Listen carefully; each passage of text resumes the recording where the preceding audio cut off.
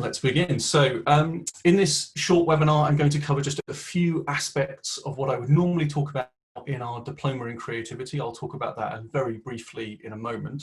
I will also be talking about creative practice. Now, as a philosopher, I lean towards creativity theory myself, but I am a Wittgensteinian philosopher, which means I follow a particular philosopher who was professor of philosophy here in Cambridge, Wittgenstein. And his approach was one that said, it can't just be about theory, there has to be some sort of practical application for our thinking. And so always I'm trying to look for some practical output for the things I think about. And that's what I'm going to try and deliver today as well, just talking about some of the practical ways in which we can solve problems in business in a creative way. So I'll begin just briefly explaining our approach to creativity here at ICE. It's a relatively new field, by which I mean it's not really a field at all. It's an interdisciplinary problem, creativity. How do we promote creativity? How do we make it accessible and open to our will? How do we make ourselves more creative? And so it draws on a lot of different disciplines, but ICE has a particular approach that I will talk to you about in a moment. I'll then cover some of the problems associated with understanding creativity from a theoretical perspective, and then we'll go into some practical suggestions for what that theory tells us about how to develop creativity. I am relatively new to the creativity in business discussion. My background, as I say, is in philosophy, which is simply to say there are probably people on this webinar who are equally, if not better, skilled at explaining some of these topics. But partly, as you'll see, the discussion is about collaboration. It's about co-creation. It's about working together to reach useful and creative solutions to problems. So I'm hoping that this won't just be a one-way street anyway, even though it feels a little bit like it as I talk into my screen. But let's get started. So the first question I want to think about is why we're looking at creativity now. Why is it suddenly such an important topic? Now, at the individual level, for each of you, there is a reason why we might be interested in creativity, because it allows us to move through careers, and we are living in an age when we have multiple careers. We are living in an age when, for instance, industries can be suddenly changing, and so we need to be able to adapt the skills that we have, the knowledge that we have, and apply it in new scenarios. Now, of course, that has an impact on business, and perhaps that's one of the reasons why creativity tops the list of soft skills that employers are looking for. It's creativity is right at the top, followed by persuasion, collaboration, adaptability, and emotional intelligence, some of which you might say are involved in creativity anyway. But what I want you to think about as well, and we've got a poll coming up for this, which is to ask what you think is the main reason why businesses are seeking to develop employees' creativity. As I say, I have my reasons for thinking it's related to issues around productivity. How can we sort of fill that productivity gap that we keep hearing about? It's also partly related to career development. How can I become a more effective, more productive person myself, but also how can I move on in my career?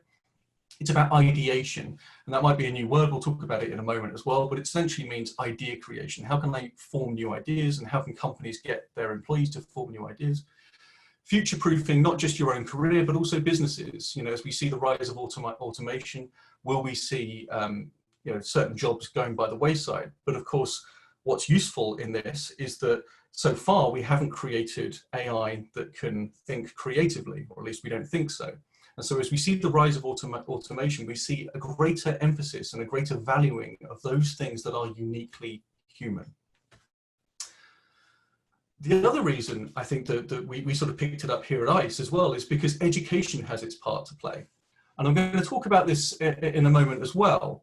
But what we're talking about in education is this emphasis on soft skills. And that's partly because there's an increased accessibility to hard facts. And what do I mean by that? Well, let me give you an example. If I were to ask you this question, in what year did the Battle of Salamis, that's Salamis, not Salamis, although that could be an interesting question as well. But what year did the Battle of Salamis take place? Now, you all reach for your phones, and I would imagine within 30, 40 seconds, you might have an answer ready. Feel free to post that on the chat if you suddenly find the answer. So the point is, we aren't necessarily in desperate need, certainly in business, of having to draw upon these facts. So the question is, why in an exam would you be required to remember this fact about the Battle of Salamis and bring it with you in your mind and be able to reproduce it in an exam room? Because in business, if you're an engineer, the formulas are going to be available to you online, but they're also going to be part of a process. Hopefully you will also understand the formulas and understand the background behind them. But understanding is a soft skill. It's not a hard fact. So the point is, how much of this hard facts, how many of these hard facts are actually required in this day and age? And shouldn't there be at least a greater emphasis on the ability not simply to know the facts, but to be able to interpret them, adapt them, apply them in different circumstances, see their significance, see their values, and so on. And this is what's led Norman Jackson to say that the world needs people who can combine their thinking, knowledge, capabilities, and values in imaginative ways. Universities had this vital role in creating more creative societies, but all too often this creative development of learners is more by accident than design. So how might we design a university that is more capable and willing to support the creative development of students? Now, this was the question that was essentially put to me when I was asked to develop courses in creativity here at ICE. What are they for? Who are they benefiting? What's the sort of output from this? And interestingly, I started immediately, and exactly as Norman says, by thinking, well, hang on a lot of the courses I've taught on or studied on, creativity or creative thinking has been a skill they've said that I would develop. But I do remember now, we didn't really ever talk about how we were developing our creativity, whether we were developing our creativity, and so on. And it seems to me a fundamental question as to how we are developing creativity, how we assess that, how do we know that students are actually getting better at thinking creatively? So these sorts of problems were the ones facing me when I developed the undergraduate diploma in creativity theory, history, and philosophy. But I had certain things to go on here because ICE itself is set up in a certain way. We're about adult education, we're about active learning, and we're about interdisciplinarity. So let's start with that last one. Creativity is itself, as I've said, an interdisciplinary problem. How do we make it more biddable? And of course, what this draws upon is the arts, absolutely, but also the sciences, psychology, genetics, understanding how the brain works. We also have to understand things like the history of the ideas behind them as well. And so there's philosophy, there's science, there's arts, there's all sorts of things going on. And interestingly, ICE is just that kind of place. It's an interdisciplinary teaching institution. My colleagues are not philosophers. They are scientists, social scientists, historians, archaeologists, and so on. And so we can harness that capacity that we have, not just for adult education, but also for interdisciplinarity, and apply it to teaching creativity to people who are interested in developing it for professional reasons, or even just for the joy of it. And one of the ways in which we do this, I realized very early on, was that the student-teacher relationship was known to be quite the same as it was before. That's actually not quite true, because in adult education, generally, the student and teacher are on a much more equitable level than they would be, for instance, at school, or perhaps in a standard classroom of 18 to 21-year-olds. And what I mean by that is essentially that you've got people coming with a rich history themselves. They are themselves coming from an interdisciplinary background. They've got a professional background, but they're living full lives, but they might have had multiple careers and so on. And what we're doing is we're working much more closely with them because they bring so much more to the table. Only half of the story can be told by me. I can tell them the theory, but they have to understand how they're going to apply it in their lives. And so this immediately changed the sort of the balance between the student and the teacher. And I realized that what we needed was something like co-creation. Well, how does this unpack? Well, in one sense, we looked at assignments and assessment. How do we assess a student in creativity? How do I know whether they're creative or simply erratic? And I simply just can't explain what they're doing.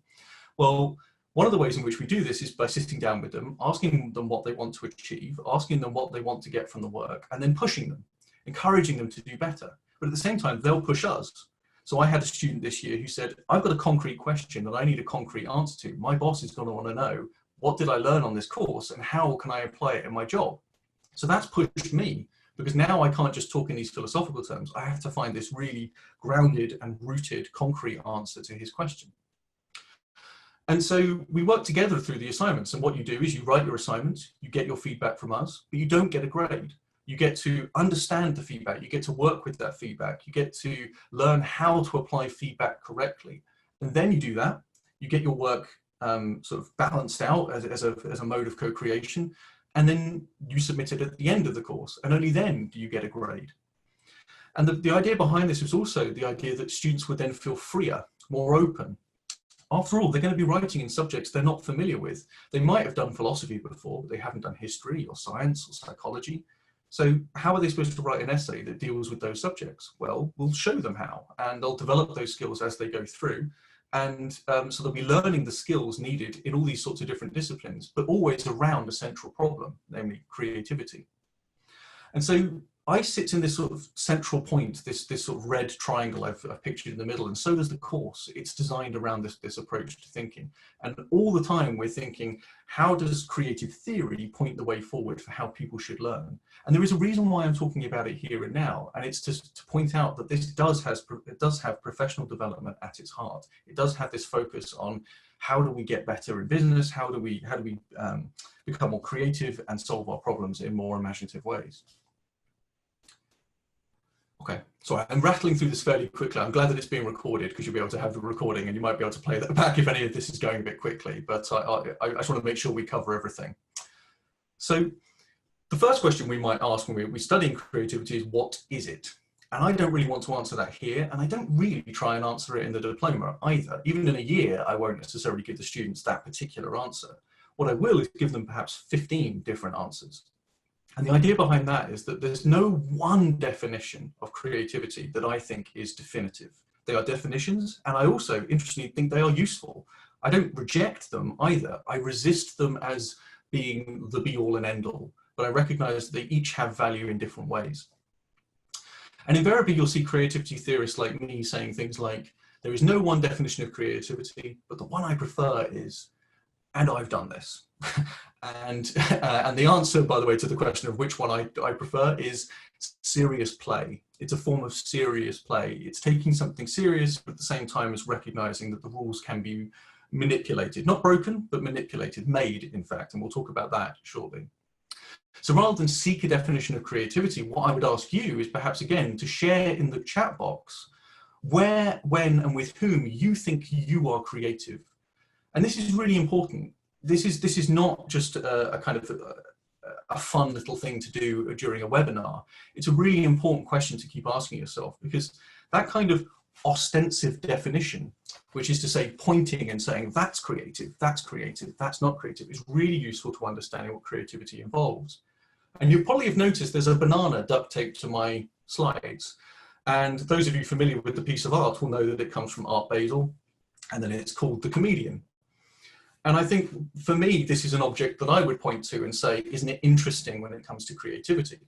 Because it's called The Comedian. And I study both philosophy and creativity, but also the philosophy of humor. And in there too, I talk about a theory of humor, which is called play, which involves breaking the implicit rules of a game. And here we have something breaking the implicit rules of what art is. But in art, this happens quite a lot.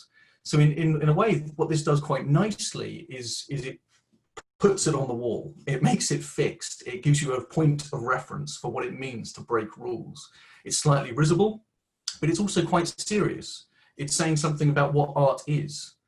And so you can treat it as this kind of quite jokey thing. And of course the artist calls it comedian, but at the same time, you know, it's what's important to him. It's his bread and butter, or his banana bread and butter. Sorry, that was terrible. I apologize.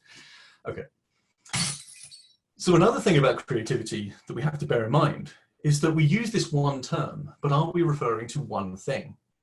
And in business, of course, we'll use the terms on the right-hand side of the screen an awful lot. We'll talk about critical thinking, ideation, which again means creating ideas. We'll talk about innovation and problem solving and disruption, disruptive technologies and how we harness those. Now, interestingly, I've left one out because it's probably the least familiar of all these terms, which is anti-fragility. Now, we all know what fragility is. It means that, for instance, when difficult circumstances arise and we have to start teaching online, for instance, how do we do this? Are we going to be able to play with that and run with that idea, or are we going to buckle? And so a company, for instance, that's facing this pandemic might well think, well, how do I make myself anti-fragile? How do I make it so that difficult circumstances don't make me weaker, they make me stronger? And this is this term anti-fragility. And so we can break creativity down into these more and more interesting concepts. And always we must remember that creativity refers to all of these things and more. I fully appreciate that it refers to more than this. But I also want to stress that we are all always doing these sorts of things. Maybe not always, but we're all doing these sorts of things. Whether or not we're working in creative industries, we are definitely being creative. So this is a good reason why we might all therefore want to be able to create more effectively. So here's one piece of practical advice, my first piece of practical advice. And this is often misunderstood, which is why I wanted to talk about it. So there's this term permission to fail. And it has been variously rebranded, retermed, and re-understood, and I do not want to shy away from this term, permission to fail. The reason I say that is because there is a reason why we need it, which is to say creativity involves making novel or neoteric things, which is to say things that are interestingly new, not just mere novelties, not just things you put on the dashboard, but things that are genuinely interesting and important and sort of bring new ideas to the fore. In doing that, though, we need to take risks, and risk necessarily implies that you might fail. So how do you ensure novelty without ensuring risk, without ensuring permission to fail? Now, what people shy away from is the term fail. The reaction is one of what I would call experiential avoidance, or what is deemed in psychology as experiential avoidance. And very quickly, what I mean by that is, in the past, we were afraid of lions and of viruses, we still are. And of various other things, and we're right to be afraid of those things. They are fear-producing, and they are to be feared.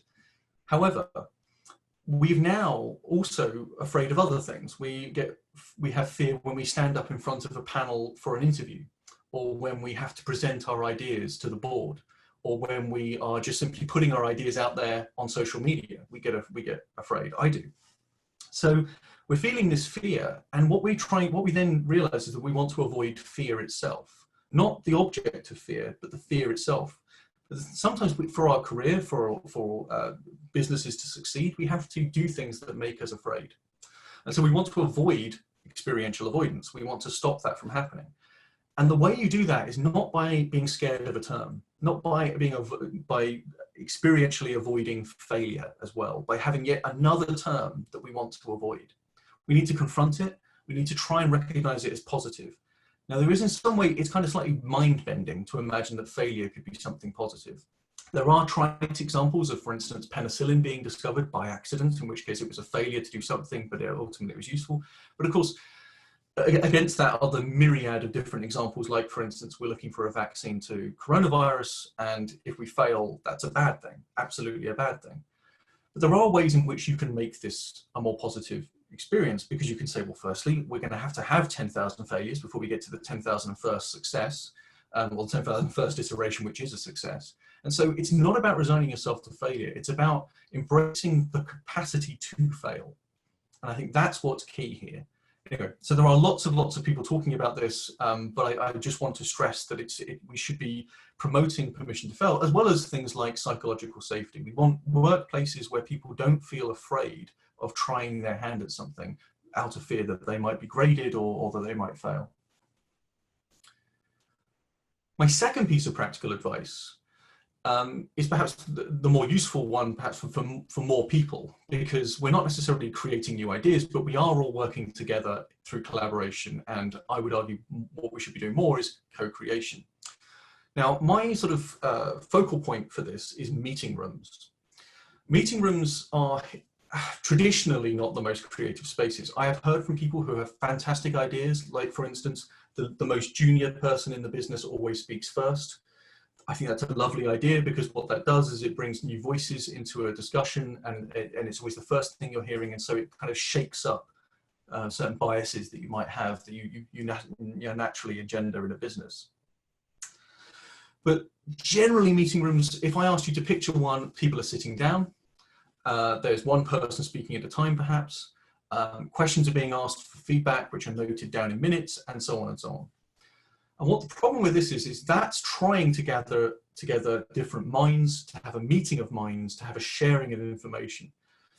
But what was really instructive for me was actually a lesson that came from a screenwriter friend of mine who said, never write dialogue. Do what Tarantino does. Real conversations are about overlapping monologues. That's exactly what happens. And this happens in our own lives. This is going to be embarrassing, but this is going to be true. In your lives, I suspect, when you're talking to other people, what you're probably doing more than listening is waiting for them to stop talking so that you can say the thing that you were going to say 2 minutes ago before they start, just as they started. That's kind of embarrassing, but we have to confront these home truths. And the truth is that's kind of what we do. And so listening is really hard. And I mean, I'm not poking fun at particular people here. I'm saying as human beings, we aren't very good at listening to other people. But also, we tend to come into meetings with our own abstract ideas, and then what you have is just abstract idea, abstract idea, abstract idea, and no real collaboration between them. Someone tries to describe what they're saying, but they're coming from a discipline, or at least from a department, that other people aren't going to necessarily be readily understand. So what I suggest is that as much as meetings can be, they should be turned into something more like an action scene, less of a dialogue, more of an action scene. We need something like an object, again, I'm using the example of meetings to try and give an example of what collaboration and co-creation can be. Similarly, when you're in a meeting, what you want is an object that can be an expression of the problem that we're focused on. And it needs to be manipulable. And one example of this, which I have done, which I was cynical about to start with, was Lego Serious Play. Yes, they got the brand name first, so I cannot brand name Serious Play. That's theirs forever now, but never mind. But their Lego Serious Play, which is the fact that they picked that name is fantastic anyway. But they took this, the idea, and I've actually got some of the Lego here in a little jiffy bag, which I still use at times. But what they do is they get everyone to have the same set of Lego, and everyone is asked to reproduce the problem. So they take their abstract problem, they put it into something concrete. And now they've got something they can manipulate, but they've got something they can explain to other people. And they're not explaining now through some private understanding of a problem. They're explaining through something that someone can immediately recognize and say, oh, right, so if you took that wall down, what would that mean for the problem? I know what it means for your model, but what does it mean for the actual problem that we're facing? So there are limitations here, but the point limitations with the way meetings are done now. So if you're looking to shake things up, there's some suggestions, but they can be simpler things. They can be things like people working around flip charts, making sure that people from different departments are collaborating, perhaps in teams, around flip charts, and then reporting on those flip charts to other people, that kind of thing. All that kind of work is much more useful, I would say, in communicating ideas and collaborating across a problem. A third suggestion here is really for people who are engaged in ideation, so engaged in creativity, but this would go in your daily life as much as it would in the workplace. And it's not my idea at all. It actually comes from Sally Hogshead, but she has this wonderful phrase called the throne of agony, which sounds horrendous, but it really does encapsulate what she wants to get across. And that is basically that our thought processes when we're coming up with ideas go through 5 stages. We have lots of possibilities. So if I give you a task, like give me all the different uses for a brick, and that includes using it as a pot plant holder or something like that. Anyway, but all the different uses for a brick. But let's take another one. Let's say you're coming up with an app for teachers to make their lives easier. Before I've even finished speaking, you've got some ideas. But if you're working in a group or you're working alone, you start to write ideas down furiously. As time goes on, you might cross out some of those ideas, and you might only be adding a few more to the list until eventually you run dry, you hit a drought. And that's the throne of agony. And almost every process of ideation will reach this stage. Again, this isn't a universal rule, this is a general principle. But then at some stage, someone will say something silly. Perhaps you, perhaps someone in your group will say, hang on, just because we're designing an app for teachers doesn't mean that it has to be around pedagogy, around teaching and assessment, etc. Couldn't it just be a diet for teachers to help them, stay alert during the hours of the day, etc., to avoid them getting tired and so on? So, or a way of segmenting time so that they don't bring their marking home with them and they're able to do it elsewhere. So again, all these different things that we could come up with, for managing life, not necessarily managing teaching. And then suddenly the wellspring opens up again. And here's the epiphany. And then the process is one of finesse, and you're going through, and you might say, well, actually, why can't we take many of these ideas and put them into one app, and so on, and so on, and so on. And my idea here isn't to suggest a process for coming up with these ideas. I would love to actually do this exercise with you, in fact, but it's difficult to do remotely. But maybe you could do this at home, and what you will see is this at least something like this shape happening. And you have to push through the process of agony. But what helps you through that agony is disruptive thinking. It's that first challenge to the implicit rules of the game. And this is where I got interested in creativity initially. I'm a philosopher, and in philosophy, what we typically do is we open people's minds to new possibilities. So I have students walk into my class who are probably Cartesians. And I imagine many of the people on this call are Cartesians without even knowing it, by which I mean you believe that you have a mind and you have a body. And those two things are different. And what I'll do to students is I'll say, you are all Cartesians. You're now going to read Descartes, read his meditations, and you're going to say what a buffoon he is. And you're going to say he's wrong about everything. I don't like any of it. And then you're going to leave this room as Cartesians. You're still going to hold on to the idea that you have a mind and that you have a body. Isn't that a problem? Isn't that something that we should all be worried about? So essentially, I'm challenging them from day one to start thinking in new ways, to let go of their biases, to challenge their thinking and come up with new ideas. And so creative thinking and philosophical thinking are very similar. I've said that creative thinking is at once entirely philosophical and less than that. And when I say less than that, what I mean is at no point do we have to close down again. There's no second prism that's introduced to this new shattered wavelength to sort of narrow things down, unless it is, as in the picture on the right, to try and narrow out some of the possibilities. But certainly philosophers often end on one possibility, and creatives don't want to do that. They don't want one option. They want to keep creating the same work of art again and again and again. And at the same time, often in philosophy, that one option is do nothing. Well, that's no good for creatives either. So what we're doing is just this first stage, just this opening up of people's minds. And comedy does this too, as I've said earlier. And what essentially comedy does is it makes you see the familiar as strange and the strange as familiar, exactly as philosophy does. In fact, that was William James who said that about philosophy, and he's a psychologist. He should know how strange philosophers are. But to give you an example from comedy, Bill Murray tells this joke. He says, balloons are strange things. Happy birthday. Here's a sack of my breath.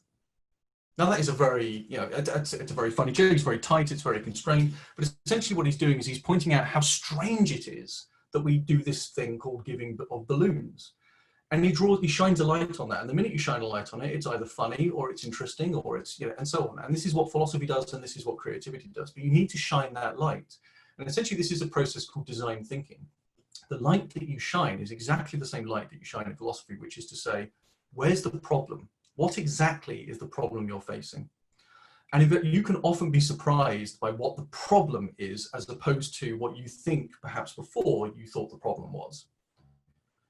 So I was talking to an engineer who's going to come and teach for us on creativity recently, and he was saying that he had a friend and he broke his leg during the pandemic, not great, needs to get a wheelchair. How does he get one during the pandemic? Well, actually, so his problem is, how do I get a wheelchair? But this engineer said to him, well, look, let's think this through. What's the problem? You're in your flat, you're not going out, you're locked down, and if you did go out, you wouldn't really enjoy yourself. You've got a broken leg. So, you're staying in your flat. What do you need to do? And so he started listing all the things he needs to do, and he would come up with solutions for each of those problems. Done. The problem wasn't get a wheelchair. The problem was, how do I get to the loo? How do I get to the kitchen? How do I make a cup of coffee? And so on and so on. So disruptive thinking might seem to be that it doesn't play well with others, but as in the case I've just given, it does and it can. But we need to impose some constraints on this. You can't just have people coming in willy-nilly and breaking rules all over the place. So, and in particular in other disciplines outside of philosophy, I mean, you can send bad philosophers out into the world. And they will not harm anyone. Well, they might do, but they won't do a great deal of harm, I wouldn't have thought anyway, but at least not in doing philosophy. But if you send a bad engineer out or a bad lawyer, the chances are they won't be in those professions for long. So we need a balance here. We need to recognize that the rules have to be followed, but then something extra is needed to make it creative. And Picasso put this by saying, learn the rules like a pro so that you can break them like an artist. But I prefer the idea that what we would do is we'd learn the rules like a pro so that we can make them like an artist. Artists do not disregard the past. As he's saying, learn the rules. So we are about learning the craft. We're about the technical issues involved. We are also about challenging what can be made possible through those rules. So we come up with new rules. We find new ground to break. And essentially that's not about breaking rules, that's about making rules. It's a much more creative, much more positive process. It's not about playing badly with others. The best kind of creative going into a business would say, okay, how have things been done? I need to understand what you need to do, how you're doing it, etc., in order to be able to say, well, why not try this instead? So very briefly, I want to talk about this issue, as this aspect of creativity theory as well, which is a much more recent aspect of creativity theory. And it comes from a psychologist called Csikszentmihalyi, and he advocates challenging ourselves, applying our skills, having those, learning the rules like a pro, but challenging ourselves at the same time, setting up obstacles perhaps, if none exist, making obstacles to our own development. Now that might sound very counterintuitive, but imposing obstacles can be a way of unlocking potential. And I'll give you one example, which was the Oulipo in the 1960s, were a movement of literature, ouvrir littérature potentielle, which is the potential of all of literature. They gained that potential by imposing limitations on their work. Georges Perec wrote a novel famously in French without using the letter E, which is the most common letter in the French language. That opened up possibilities. The book then became about an absence of something very familiar. And notice this is, again, informing our process at ICE of how we teach creativity. Co-creation is about challenging people. Again, we often have manager talking down in, getting employees to do this according to certain restrictions, rather than the employees going in a two-way street to challenge the manager as well. We resist that pattern, but there are ways of setting that up where you get a co-creative process where one person is challenging the other and vice versa. And that's always the ideal to aim for if we want something like this creative flow to follow. Again, if we want this creative flow to follow, there isn't creativity isn't needed all the time in every situation. So very briefly in summary, this is just simply to say that the theory informs the practice informs the theory. I do not want to let creativity be just an idea that we think about. I want it to really help with this consensus that we have, that we need more creativity in our lives. So learning the theory is one way, but certainly a key way to understanding how we promote creative practice. It doesn't mean imposing rules. It means following certain guidelines, things like resisting, but not rejecting attempts to define creativity. Accept definitions, but don't accept a definition as the definition.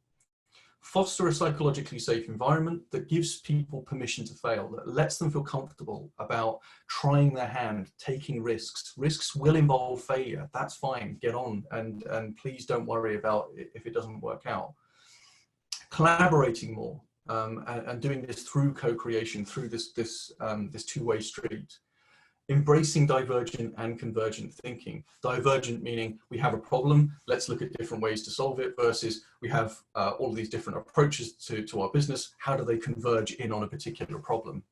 And this means thinking through things in a design way, so through design thinking, but also embracing disruptive approaches as well. Accepting that someone can come into someone's developmental process and say, why don't you do it just like this? Why don't you limit yourself in this way? Tie your hand behind your back, but metaphorically speaking. At that point, I will end, but open up for questions. I will just flag these events on the screen, which is to say we have a virtual open day on the 12th to the 13th of June. That's on both days. We also have a summer festival of learning. I'll be delivering a session both for the open day and for the summer festival of learning. I'll be teaching an introduction to creativity theory. We also have the undergraduate diploma in creativity theory, history and philosophy, which takes all of these sort of theoretical approaches and applies them. And if you want to find out more, you can just search for creativity in the search box on the website, and you'll come up with all of our short courses as well as our award-bearing courses. But please do follow us on Twitter, visit YouTube. ICE has a channel. I have a channel called ADC Philosophy, which is also my website.